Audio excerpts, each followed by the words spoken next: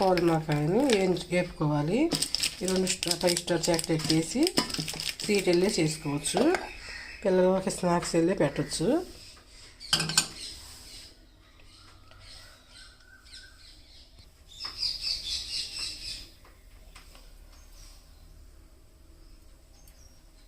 వీటిని ఆగనివ్వాలి కాసేపు, 2 నిమిషాల దాకా.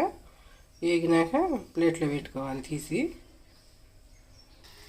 మళ్ళీ చాక్లెట్ని ఇలా కరిగించుకున్నాక 5 స్టార్ చాక్లెట్ని వీటిలో వేసేయాలి.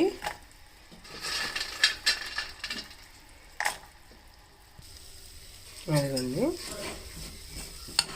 ఇలా కలిపేసేయాలి.